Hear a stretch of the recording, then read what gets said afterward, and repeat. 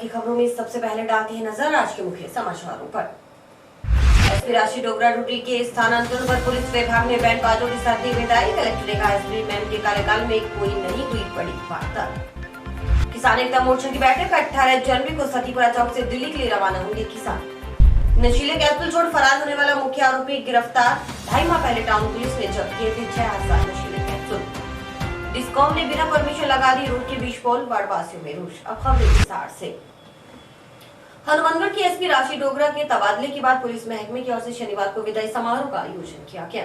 SP राशि डोगरा का कार्यकाल सराहनीय रहने पर पुलिस अधिकारियों व कर्मचारियों ने बैंड बाजे के साथ एसपी कार्यालय पहुंच उन्हें विदाई दी। इस मौके पर कलेक्टर जाकिर हुसैन ने कहा कि हनुमानगढ़ जिले में शानदार टीम रही। इस दौरान कई तरह की चुनाव करवाए, कोरोना के अभियान भी चलाए। उन्होंने एसपी के उज्जवल भविष्य की कामना करते हुए कहा कि एसपी मैम के कार्यकाल में कोई बड़ी वारदात नहीं हुई।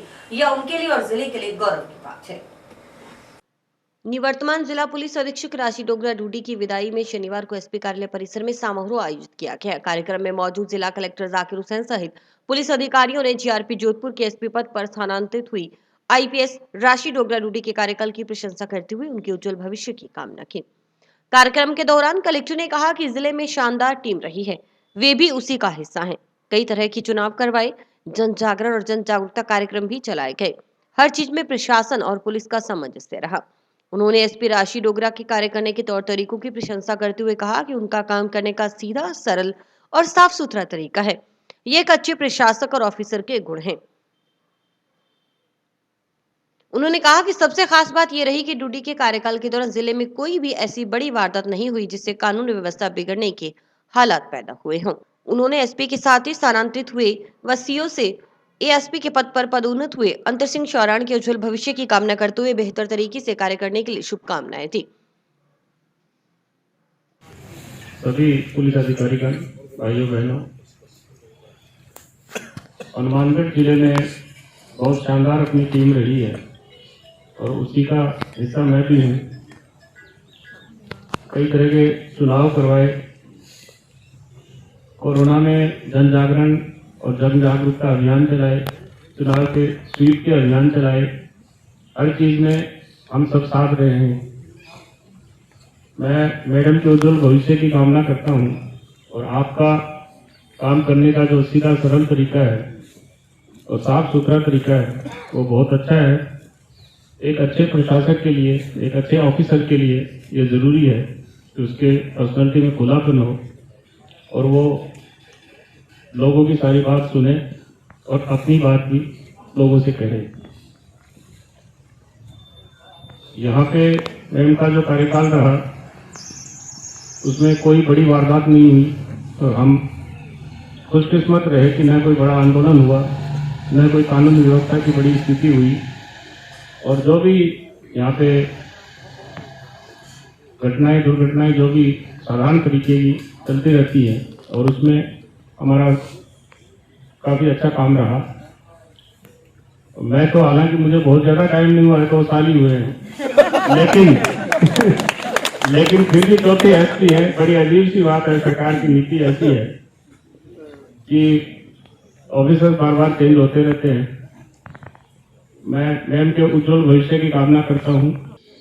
मैम का हमारे बीच में करीब 1.25 साल का कार्यकाल रहा है और हर क्षेत्र में, चाहे क्राइम का हो, चाहे लोकल स्पेशल एक्ट का हो और चाहे पुलिस मुख्यालय के द्वारा जो भी अभियान चलाए गए, जैसे आवाज, वो महिला सशक्तिकरण का, महिला सुरक्षा का, जितने भी मुख्यालय के द्वारा जो अभियान चलाए गए उसमें भी मैम का काफ़ी अच्छा कार्य रहा है।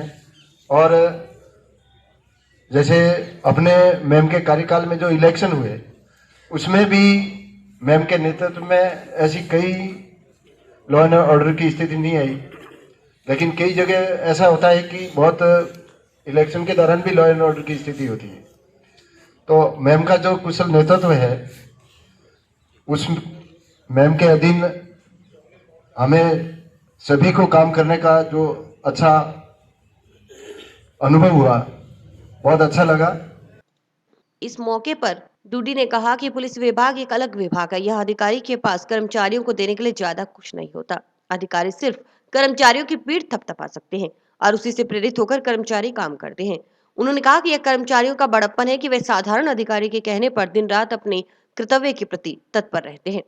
एसपी डूडी ने मजाकिया लहजे में कहा कि सब कह रहे हैं कि वे ज्यादा डांटते हैं, लेकिन उन्हें इसका पता नहीं था। उन्होंने हमेशा प्रयास किया है कि बिना डांटे, बिना कोई कठोर शब्द कहे अधिकारी कर्मचारी काम करे। उन्होंने एसपी कार्यालय के स्टाफ की सराहना करते हुए कहा कि ऑफिस का स्टाफ अच्छा है, सब अपनी जिम्मेदारियां समझते हैं। डूडी ने कहा कि प्रोफेशनल सर्विस में प्रोफेशनल रिलेशनशिप तो रहती है, लेकिन जिला कलेक्टर जाकिर हुसैन का पुलिस को काफी सहयोग मिला। ट्रांसफर एक सतत प्रक्रिया है सरकारी नौकरी में, और ये तो हर साल 1.5 साल में ये प्रक्रिया चलती रहेगी। लेकिन उससे ज़्यादा महत्वपूर्ण ये होता है कि आपका कार्यकाल चाहे 6 महीने का हो, साल का हो, 1.25 साल का हो, 2 साल का हो, बट वो किस तरह आपने व्यतीत किया और आप अपने साथ क्या यादें लेके जा रहे हैं। बाकी आपको यहाँ रहना है, मुझे जगह जगह जाना है, लेकिन हम एक दूसरे को कैसे ट्रीट करते हैं। आपने जो मेरा सहयोग किया, अभी यहाँ बात बोली जा रही है कि जो भी वारदात हुई वो खुल गई, और कलेक्टर साहब ने भी कहा कि टीम बहुत अच्छी है। लेकिन मैं कहूँगी कि आप सबके सहयोग से ही है कि मेरा कार्यकाल सक्सेसफुल रहा। इसमें मुझे कोई भी दिक्कत नहीं आई। मैंने पहले दिन भी जब ज्वाइन किया था यही कहा था कि एक अधिकारी उतना ही सफल हो सकता है जितना उसके नीचे वाले उसको सफल बनाते हैं, और आप सबके सहयोग से ही हमने इतना अच्छा प्रदर्शन किया पूरे जिले में। जैसे कि एडिशनल साहब ने भी कहा कि चाहे वो PH2 का कोई भी अभियान हो, चाहे लोकल स्पेशल एक्ट की कार्रवाइयाँ हों, चाहे कोई वारदातें हों, सब खुली। पिछले साल के जाते जाते आंकड़े देख रहे थे तो ऐसी कोई भी वारदात अनट्रेस्ड नहीं रही। और कोतवाल साहब तो कह रहे थे किसी भी वारदात में मेरा नाम डाल दो वो खुल जाती है तो किसी भी टीम में। तो भगवान का भी पूरा साथ रहा, आप सबकी पूरी मेहनत रही।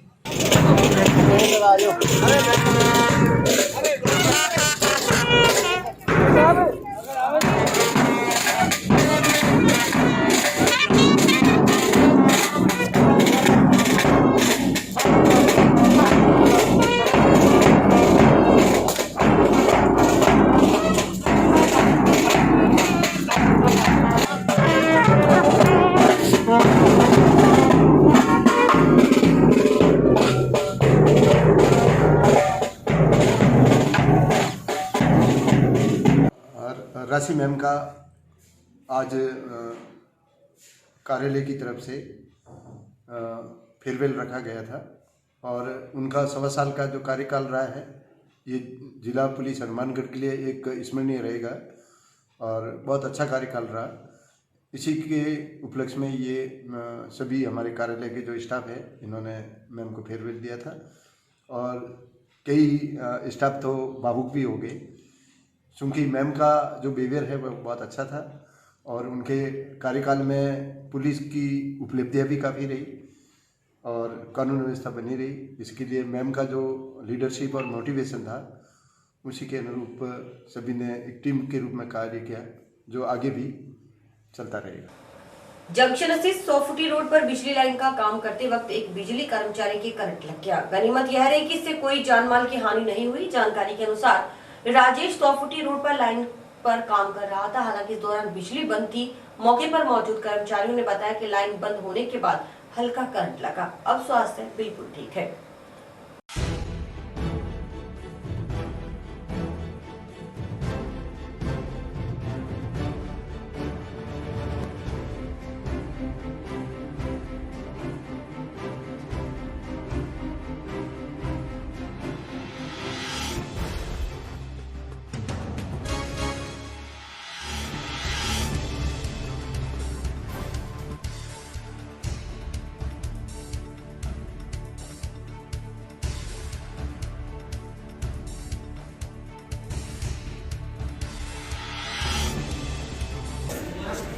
जंक्शन में काम कर रहे थे, राजेश नाम का लड़का है, और अब ठीक है एकदम। हल्का कोई झटका है, लाइन बंद करवा रखी थी, पता नहीं हो सकता कोई क्रॉसिंग हो।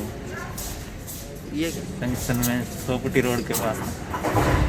सामाजिक कार्यकर्ता सुशील बैल ने बताया कि एफआरटी के नए टेंडर होने के बाद उपभोक्ताओं को कोई सुनवाई नहीं हो रही। ऐसे में इन दिनों शहर में 15 से 20 घंटे लाइट खराब रहती है। इससे आम उपभोक्ता परेशान हैं। उन्होंने बताया कि इस संबंध में एमडी से मिलेंगे। साथ ही उन्होंने बताया कि एफआरटी में ग्रामीण एरिया भी शामिल कर लिया है, जबकि गाड़ियों की संख्या कम है। ऐसे में यह टीम जहां फॉल्ट होता है वहां मौके पर पहुंच ही नहीं पाती। जब से एफआरटी के नए टेंडर हुए हैं, कोई सुनवाई नहीं है किसी भी तरह की। उपभोक्ता की जो लाइट है 15 घंटे 20 घंटे तक ख़राब रहती है और उपभोक्ताओं से भी ये बदतमीजी से पेश आते हैं। मेरा यही है कि निजीकरण के खिलाफ या तो इनके टेंडर निरस्त की जाए।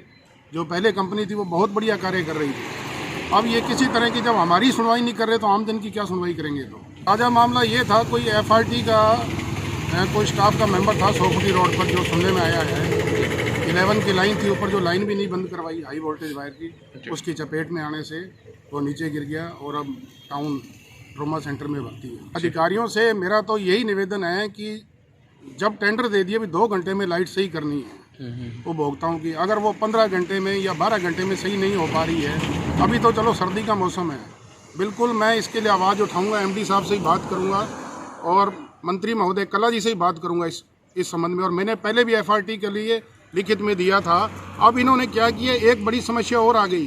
पहले हनुमानगढ़ जंक्शन और टाउन में एक गाड़ी थी मात्र, अब इन्होंने रूरल एरिया और साथ में जोड़ दिया, जैसे धोलीपाल है, रोड़ावाड़ी है, संपत नगर है। तो जब भी एफआरटी को फ़ोन किया जाता है एक ही जवाब मिलता है, हम तो जी ग्रामीण एरिया में हैं। तो शहरी एरिया, जो शहर का एरिया था वही आगे पूरा कवर नहीं हो पा रहा था। अब ये ग्रामीण एरिया और इन्होंने साथ जोड़ दिया। तो मेरी यही मांग है, या तो ये ग्रामीण एरिया काटा जाए या एफआरटी में गाड़ियों की बढ़ोतरी की जाए, ताकि उपभोक्ताओं को जल्द से जल्द जो समस्या है उसका निस्तारण हो सके। रावतसर स्थित मेहंदीपुर बालाजी मंदिर में पुजारी ने एक पुलिसकर्मी पर मारपीट करने का आरोप लगाया है। इस संबंध में पुजारी ने हनुमानगढ़ आकर एडिशनल एसपी को ज्ञापन दिया। ज्ञापन में बताया कि कांस्टेबल हनुमान ने मंदिर पर आकर मुझे धमकाया और तहसील के आगे मारने का प्रयास किया। इस पर मैंने स्थानीय थाने में एप्लीकेशन दी तो वहां के पुलिसकर्मियों ने राजीनामा करवाने की बात कही। रावतसर पुलिस की कार्रवाई से संतुष्ट नहीं होने पर अब हनुमानगढ़ पुलिस से न्याय की गुहार लगाई गई है।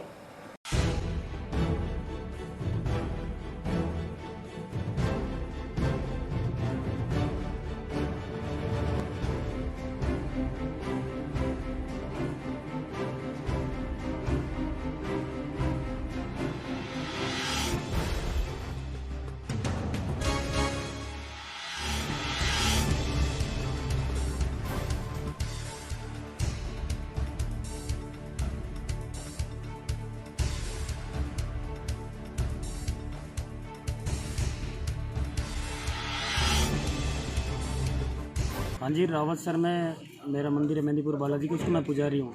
और रावतसर पुलिस में जो एक ड्राइवर हनुमान सिपाही, उसने 6-7 दिन पहले मंदिर पर आके मुझे धमकाया। और कल शाम को जब मैं तहसील के पास कोई काम गया था तो वहाँ पर आके मुझे मारने की कोशिश की। और मैंने वहाँ सुबह जब थाने में गया तो वो बोले भी आपका राजीनामा करवा देंगे।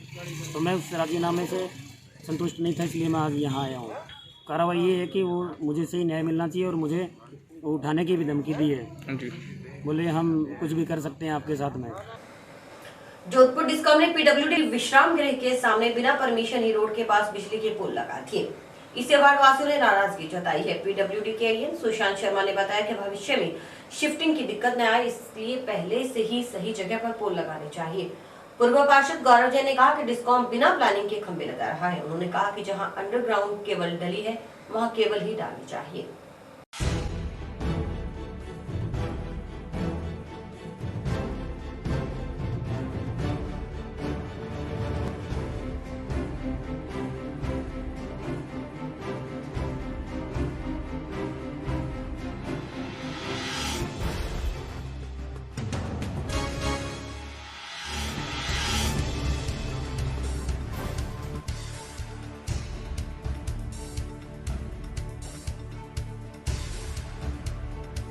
ये पीडब्ल्यूडी विश्राम गृह के सामने बिजली बोर्ड द्वारा जो ये खंभे लगाए जा रहे हैं, जब ये मौके पे आके बात का पता चला, ये 2-3 दिन पहले ये क्या है, गांधीनगर फीडर से जो 2 नंबर फीडर है गांधीनगर जीएसएस से, उस 2 नंबर फीडर से सप्लाई जा रही है। उस तार को कोई टेलीकॉम कंपनी के अधिकारियों की जो गाड़ी चल रही थी एसडीटी मशीन, वो तार डाल रहे थे, उन्होंने इस तार को काट दिया। इस तार को काटने से 2 नंबर फीडर की जो बिजली आपूर्ति हो रही थी वो बाधित हो गई। तो लाइट चली गई, तो उपभोक्ताओं ने शोर मचाया, तो इन्होंने एक बार टेम्परेरी लाइट शुरू कर दी।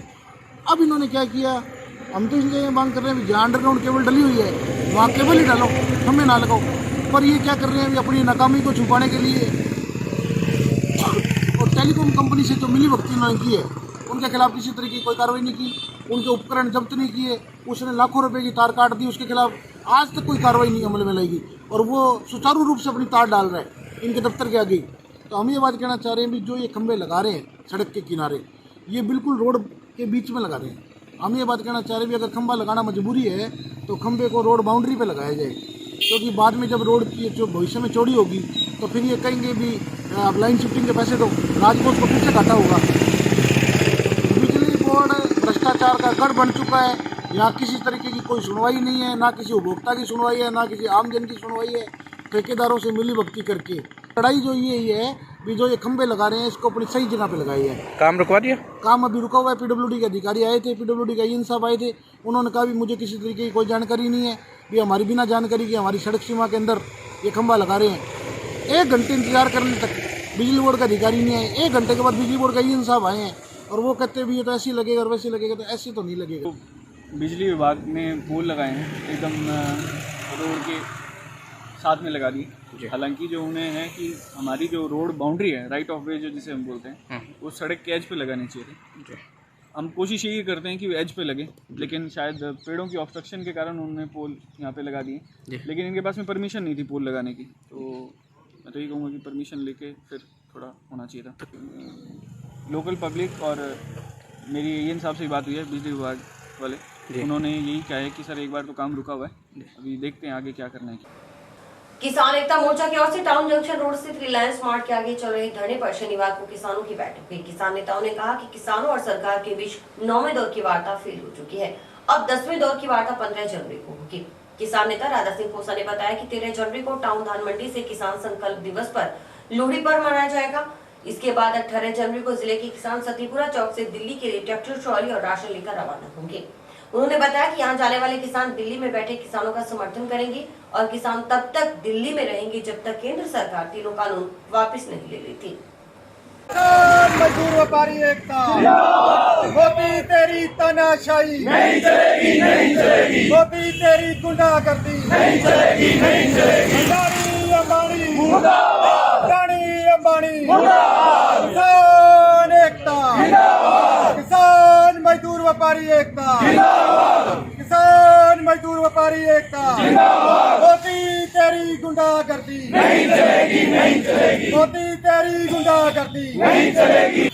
ਤੇ ਤੁਹਾਨੂੰ ਸਭ ਨੂੰ ਸਲੂਟ ਹੈ, ਸਲਾਮ ਹੈ ਇਸ ਚੀਜ਼ ਨੂੰ ਕਿ ਤੁਸੀਂ ਯੋਧੇ ਹੋ ਔਰ ਇੱਥੇ ਜਿੰਨੇ ਵੀ ਹੈ ਨਾ ਸਭ ਆਪਣੇ ਆਪ 'ਚ ਕਾਮਯਾਬ ਹੈ, ਸਾਰੇ ਦੇ ਸਾਰੇ। ਹਰ ਆਦਮੀ ਆਪਣੇ ਆਪ ਨੂੰ ਵਜੂਦ ਰੱਖਦਾ ਹੈ। ਇਸ ਕਰਕੇ ਮੀਟਿੰਗ ਜਿਹੜੀ ਹੈ ਉਹ ਆਪਾਂ ਇਸ ਕਰਕੇ ਬੁਲਾਈਏ ਕਿ ਆਪਣੇ ਹਨੂੰਮਾਨਗੜ੍ਹ ਦਾ ਜਿਹੜਾ ਮੈਸੇਜ ਹੈ, ਰਾਜਸਥਾਨ 'ਚ ਪਹਿਲਾਂ ਸਭ ਤੋਂ ਪਹਿਲਾਂ ਜਿਹੜੀ ਕਾਰਵਾਈ ਸ਼ੁਰੂ ਹੋਈ ਹੈ, ਜਿਹੜਾ ਕਿਸਾਨ ਅੰਦੋਲਨ ਦਾ ਸਮਰਥਨ ਜ਼ਬਰਦਸਤ ਤਰੀਕੇ ਨਾਲ ਹੋਇਆ ਉਹ ਹਨੂੰਮਾਨਗੜ੍ਹ 'ਚ ਹੋਇਆ। ਤਾਂ ਮੈਂ ਤੁਹਾਨੂੰ ਸਭ ਨੂੰ ਇਸ ਚੀਜ਼ ਦਾ ਧੰਨਵਾਦ ਦੇਣਾ, ਆਭਾਰ ਵਿਅਕਤ ਕਰਦਾ ਇਸ ਚੀਜ਼ ਦਾ। ਔਰ ਦੂਜਾ ਇਹ ਸੀਗਾ ਕਿ ਬਈ ਜਿਹੜਾ ਵੀ ਆਪਾਂ ਪ੍ਰੋਗਰਾਮ ਕਰਨਾ ਹੈ ਆਪਾਂ ਸਾਰੇ ਇਕਜੁੱਟ ਹੋ ਕੇ, ਕੱਲ ਰਵਿੰਦਰ ਜੀ ਤੁਸੀਂ ਦੱਸੀ ਕਿ ਬਈ ਆਪਣੇ ਪਿੰਡਾਂ 'ਚ ਲੋਕ ਨਿਕਲ ਨਹੀਂ ਰਹੇ ਤੇ ਆਪਾਂ ਨੂੰ ਕਮੇਟੀਆਂ ਬਣਾਉਣੀ ਚਾਹੀਦੀ ਹੈ, ਪਿੰਡ ਪਿੰਡ ਜਾ ਕੇ ਲੋਕਾਂ ਨੂੰ ਜਗਾਉਣਾ ਬਹੁਤ ਜ਼ਰੂਰੀ ਹੈ। ਹੁਣ ਬੈਠੇ ਆਪਾਂ ਕਿਸੇ ਨੂੰ ਕਹਿ ਦਈਏ ਜੀ ਦਿੱਲੀ ਚਲੋ ਤਾਂ ਕੋਈ ਨਹੀਂ ਜਾਊਗਾ। ਅੱਜ ਆਪਣੇ ਇੱਥੇ ਕ੍ਰਾਂਤੀ ਆਈ, ਬਦਲਾਵ ਆਇਆ, ਲੋਕ ਜਾਗਰੂਕ ਹੋਏ ਤਾਂ ਟਰੈਕਟਰ ਰੈਲੀਆਂ ਵੀ ਨਿਕਲੀ, ਮੋਲ ਵੀ ਬੰਦ ਹੋਏ, ਠੀਕ ਹੈ, ਤੇ ਟੋਲ ਨਾਕਾ ਤੇ ਵੀ ਕਿਸਾਨ ਬੈਠੇ ਆ। जमींदार से जाके होती तो 2 महीना वहाँ 13% नीचो लियाती हो ना अपना बटे जान वाली सुकन के सके सके आंगो रिलायंस को फॉर्चून को अरे बाबा रामदेव को आ तीनों को बहिष्कार के अपा सके राखना है, ठीक है। जगह मोर्चा लाग गया, जगह मोर्चा लाग गया तो पक्का रहना चाहिए, जितने तक आपनों को आंदोलन चला इतने तक यह मोर्चा भी नहीं हलना चाहिए। अट्ठे वाली 2 4 की 5 की ड्यूटी लाग जाए, फुट के सारा अलग अलग गाँव का हिसाब लगा लो, यहाँ भी हम चलना रहे, बहुत बढ़िया चलना रहे और कंटिन्यू रहना चाहिए। किसान आंदोलन चल रहा है, उसकी 9 वार्ताएं फेल हो चुकी हैं और 10वीं वार्ता जो 15 जनवरी को है उससे पहले हमने यहाँ मीटिंग की है। उसके अंदर जो 13 तारीख को किसान संकल्प दिवस मनाना है, एक तो वो है टाउन धान मंडी में शाम को 4 बजे से लेकर 6 बजे के बीच किसान संकल्प दिवस पर लोहड़ी का प्रोग्राम रहेगा, जिसमें यहाँ सारे क्षेत्र के किसान शामिल रहेंगे। और उसके साथ साथ 18 जनवरी को यहाँ से जो किसान घर से रवाना होंगे वो छत्तीसगढ़, दिल्ली और अन्य क्षेत्रों से इकट्ठे होंगे। लगभग उसमें अधिक से अधिक ज़्यादा लोगों को भेजने का प्रोग्राम है, जिसमें कि किसान संयुक्त मोर्चे के अंदर जो भी आंदोलन चल रहा है उसमें वाया डब्बाड़ी, सरसा, हिसार, रोहतक होके वो जत्था जाएगा। और हनुमानगढ़ के जहाँ भी साथी बैठे हैं उनके साथ जाके वो जत्थे में शामिल होंगे। आज एक हनुमानगढ़ जिले की किसान संयुक्त मोर्चा की मीटिंग की है। उस मीटिंग के अंदर जिले और जिले के आसपास के भी सभी किसान नेता और किसान इकट्ठे हुए थे।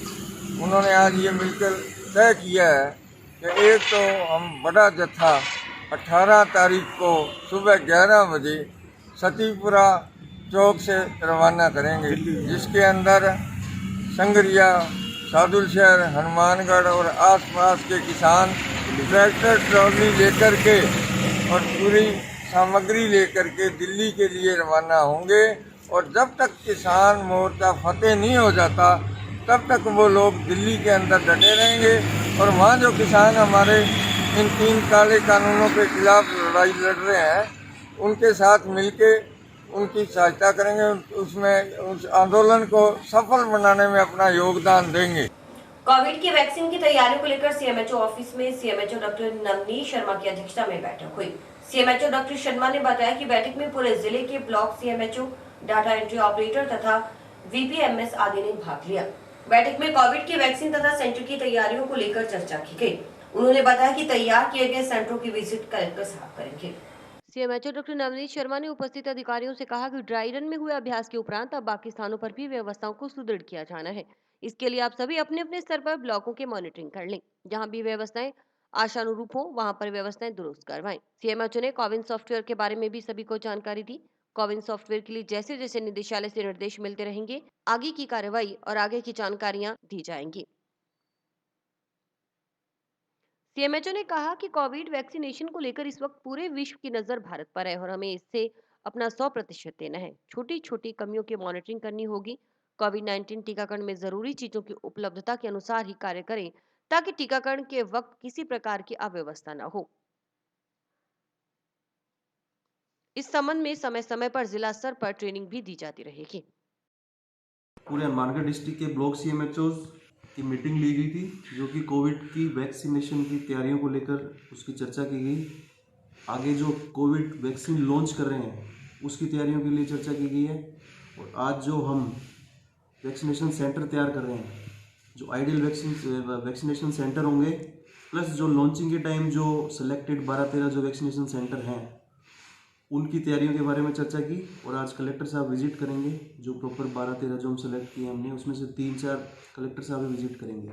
वैक्सीन को लेकर हमारे यहाँ तैयारियाँ शुरू कर दी हैं। जैसे वैसे वैक्सीन आएगा 4 राउंड में इसका मतलब लगाना होगा। पहले राउंड में हम जो हेल्थ वर्कर, फ्रंटलाइन वर्कर, जो हमारा हेल्थ डिपार्टमेंट, इसमें एएनएम, डॉक्टर्स, जीएनएम और इवन हमारे सफाई कर्मचारी और हर तरह के जो भी डाटा ऑपरेटर जो हॉस्पिटल्स में वर्क करते हैं वो सारा स्टाफ आएगा इसमें। और प्राइवेट नर्सिंग होम्स का भी इसी तरह से सारा डाटा ले लिया गया है। लैब्स जो यहाँ चल रही है उनका सारा डाटा ले लिया गया है।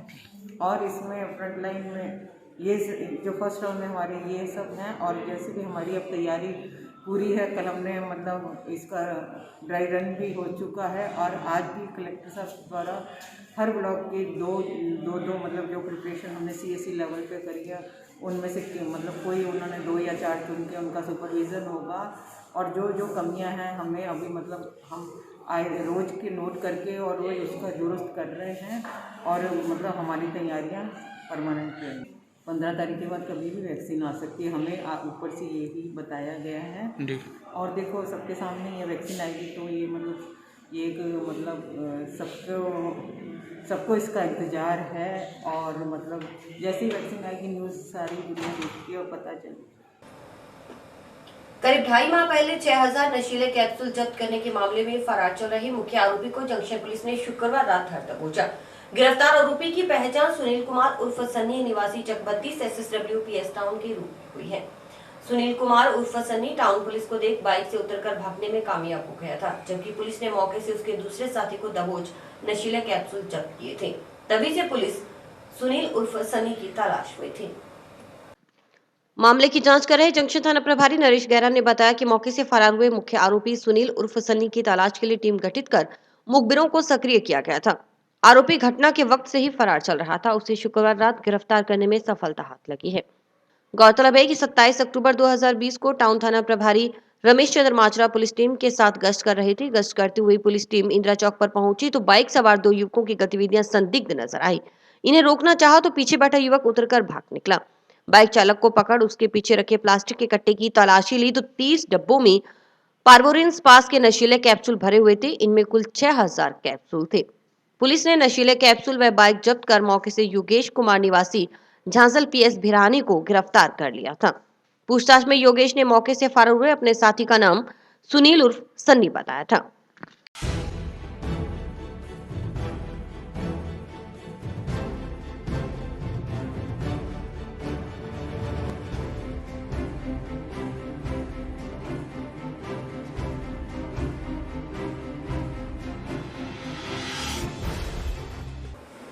25 ग्राम स्मैक सहित पकड़े गए युवक ने पूछताछ में खुलासा किया है कि वह नई दिल्ली में नाइजीरियन मूल के एक व्यक्ति से स्मैक खरीद कर लाया था। इस खुलासे के बाद पुलिस अब उस जगह की तस्दीक आदि की कार्रवाई करेगी जहां से आरोपी ने स्मैक खरीद कर लाने की जानकारी दी है। मामले की जांच कर रहे लखोवाली चौकी प्रभारी जगदीश प्रसाद कड़वासरा ने बताया कि आरोपी हरमन सिंह निवासी ढाणी चक 4 RRW रोही रूडावाली को शनिवार को मजिस्ट्रेट के समक्ष पेश कर रिमांड मंजूर करवाया गया। रिमांड अवधि के दौरान नई दिल्ली जाकर तस्दीक की कार्रवाई की जाएगी। साथ ही स्मैक उपलब्ध करवाने वाले नाइजीरियन मूल के व्यक्ति के बारे में भी पड़ताल की जाएगी। गौरतलब रही कि जंक्शन थाना प्रभारी नरेश गहरा के नेतृत्व में पुलिस टीम ने गुरुवार शुक्रवार रात गश्त कर रही थी। गश्त के दौरान जिला स्पेशल टीम के सहयोग से सरसडेरी रोड पर पहुंची तो बाईपास तिराहे से पहले एक युवक आता दिखा। पुलिस ने गतिविधियां संदिग्ध नजर आने पर रोककर तलाशी ली तो उसके कब्जे से 25 ग्राम स्मैक बरामद हुई थी।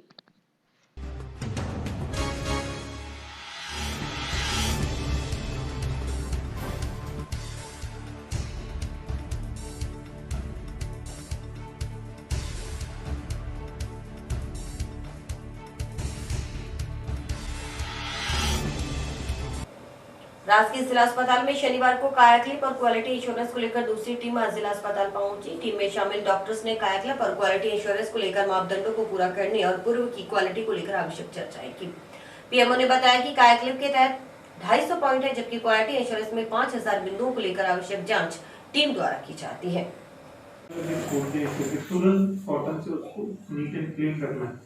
थोड़ा सा भी मॉइस्चर वगैरह होगा तो वो हो जाएगा, कोरोजन वगैरह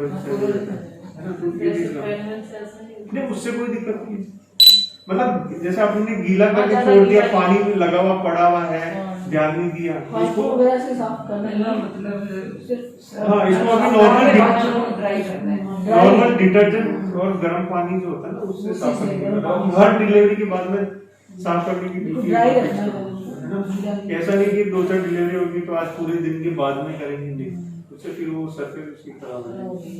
ये चीज है और ये नंबर है। अगर हमारे हॉस्पिटल को असेसमेंट के लिए कायाकल्प और क्वालिटी एश्योरेंस दोनों टीमें आई है। क्वालिटी एश्योरेंस के सर्टिफिकेशन के लिए जो पहले हो चुका है हमारा, फिर और दूसरी टीम आई है डॉक्टर खुशबू, डॉक्टर प्रेम बजाज, सविंदर सिंह। कायाकल्प के लिए ज्योति मीना और प्रदीप जी वो आए हैं।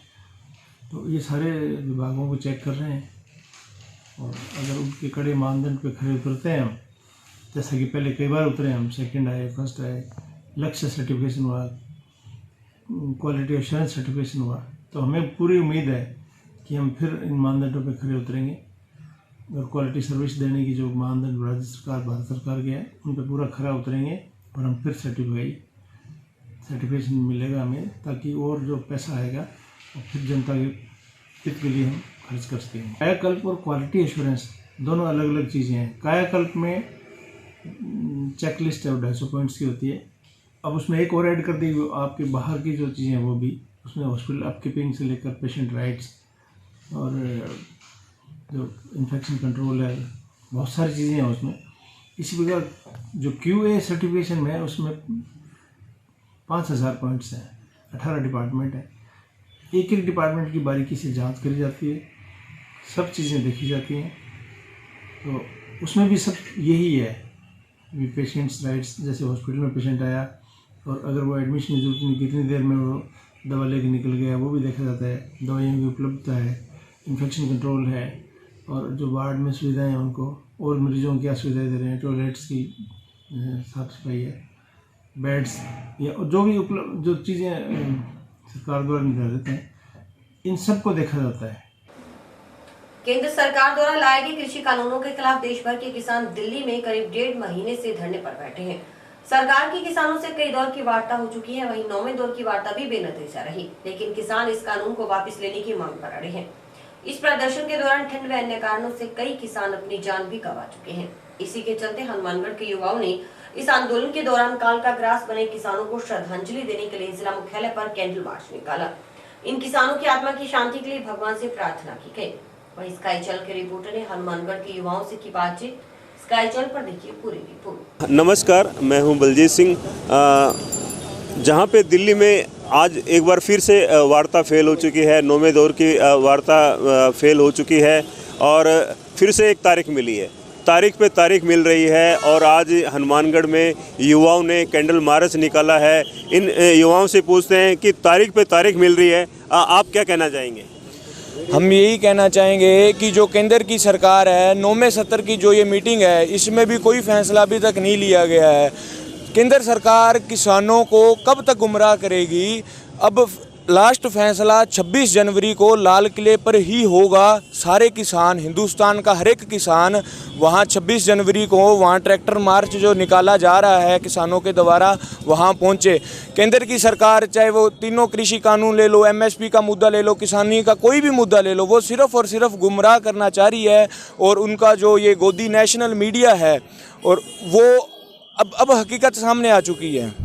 अब हर इंडिया का हर ज़िले में हर किसान अब जाग चुका है। उनको पता लग गया, चाहे वो मजदूर है। पहले तो ये सोच रहे थे कि ये मजदूरों को गुमराह कर देंगे। आजकल हर किसी के पास एंड्रॉयड फ़ोन है, खुद की किसानों की IT सेल बन चुकी है। अब बिल्कुल आप मीडिया की बात कर रहे हैं, मैं ये आपसे पूछना चाह रहा हूँ कि तारीख पे तारीख मिल रही है, तो अब आगे आपका क्या रुख रहेगा? जी, सेंट्रल गवर्नमेंट की जो ये तारीख पे तारीख दे रही है, इससे मेरे को एक फ़िल्म का वाक़या याद आ रहा है कि जिसमें सनी देओल को हर जज साहब तारीख पे तारीख दे रहे थे और उसको गुमराह किया जा रहा था। वैसे ही हम सब हिंदुस्तान के किसानों को गुमराह किया जा रहा है, हमें तारीख पे तारीख दी जा रही है। आज भी हमें ये हौसला था कि आज हमारा हकों के लिए हमारे फैसला होगा और हमारी बात मानी जाएगी, पर फिर एक बार सेंट्रल गवर्नमेंट ने हमें एक तारीख दी है, जो 15 तारीख दी है। हमें जितना हमारा सब्र वो परख रहे हैं, हम सब्र करके बैठे हैं, पर मैं सेंट्रल गवर्नमेंट को सचेत करना चाहता हूं कि वो हमारा सब्र का इम्तिहान ना लें। और आने वाले 26 तारीख जब गणतंत्र दिवस होगा, सारे हिंदुस्तान के किसान भाई इकट्ठे होकर दिल्ली पहुंचेंगे, वहां एक मार्च किया जाएगा और वो मार्च एक बहुत ही बड़ा रूप लेने वाला है। और आने वाले दिनों में अगर हमारी मांगें नहीं मानी जाती तो वो सेंट्रल गवर्नमेंट को भुगतना पड़ेगा, वो सेंट्रल गवर्नमेंट के लिए बहुत बेनतीजा निकलेगा। धन्यवाद। 26 जनवरी की बात कर रहे हैं, 26 जनवरी को दिल्ली पे धरना प्रदर्शन की बात कर रहे हैं। युवाओं में बहुत गुस्सा है, रोष देखा जा रहा है। मेरे साथ कुछ और युवा हैं, आप क्या कहना चाहेंगे? सर, मैं यही कहना चाहता हूँ भी हमें आज रिलायंस मार्ट के आगे 20 दिन हो चुके हैं। हम बड़े शांतिपूर्वक हमने धरना लगा रखा है। हमारे और भी किसान भाई हैं, उन्होंने भी धरना शांतिपूर्वक लगा रखा है। तो हम यही मोदी साहब से अपील करते हैं भी हमें मतलब शांतिपूर्वक धरने से हमारी कुछ मतलब मांग है जो हमारी है, उनको सुने तो सही। वो हमारी बड़ी बेअदबी कर रहे हैं भी जो हमें तारीख पे तारीख दे रहे हैं। हमारी मतलब कोई हमारा मान सम्मान नहीं है, मतलब हम जो वहाँ बैठे हैं उनके लिए हम सब कचरा हैं, वो हमारी कोई नहीं सुन रहे हैं। ठीक है, मैं यही कहना चाहता हूँ भी हमारी बात को सुने समझे। किसान बेवकूफ़ नहीं है जो वहाँ बैठा है। ठीक है, बस यही उम्मीद है भी हम अगली जो तारीख देंगे उस पर खड़े हुए। आप क्या कहना चाहेंगे? जैसे आपने मेरे भाई बंधु से पूछा कि 26 तारीख को जैसे कि मोदी जी तारीख पे तारीख दे रहे हैं, इसका जवाब हम 26 तारीख को पूरा धूमधाम से देंगे। 5 लाख ट्रैक्टर की रैली निकाली जाएगी वहाँ पे दिल्ली पे, और लाल किले में हम झंडा लहराएंगे। 26 तारीख को मोदी जी को पता चल जाएगा कि किसानों का जो ये बिल थोपे जा रहे हैं, काले कानून, ये जल्द से जल्द रद्द करें। मैं आपको ये कहना चाहता हूँ कि पूरी दुनिया में, इस दुनिया में जो सबसे ज़्यादा इंडिपेंडेंट आदमी है वो एक किसान ही है। किसान को किसी के सहारे की ज़रूरत नहीं है, और ये जो काले कानून सरकार लेके आई है, ये किसानों को गुलाम बना देना चाहती हैं। और आपको बता दें कि किसान को किसी के सहारे की ज़रूरत नहीं है, वो आज़ाद है, वो अपनी खुद फसल उगाता है, अपना घर खुद बनाता है, और वो लोगों का पेट पालता है। उसको आप गुलाम नहीं बना सकते। धन्यवाद। ये थे हनुमानगढ़ के युवा, इन्होंने अभी कैंडल मार्च निकाला है, और बिल्कुल इनका जो आपने गुस्सा देखा है, बहुत रोष है इनके अंदर। और ये दिल्ली में 5000 किसानों की ट्रैक्टर रैली निकालने की बात कर रहे हैं 26 जनवरी को। एनएसएस के स्वयंसेवकों ने जैन अस्पताल में आकर बुजुर्गों की सेवा की और मास्क वितरित की। राजकीय बालिका उच्च माध्यमिक विद्यालय टाउन की व्याख्याता तथा एनएसएस प्रभारी अर्चना ने बताया कि एनएसएस के बच्चे हॉस्पिटल पहुंचे और बुजुर्गों के लिए मास्क तथा सैनिटाइजर आदि की व्यवस्था कर उन्हें मास्क लगाने के लिए जानकारी दी गई।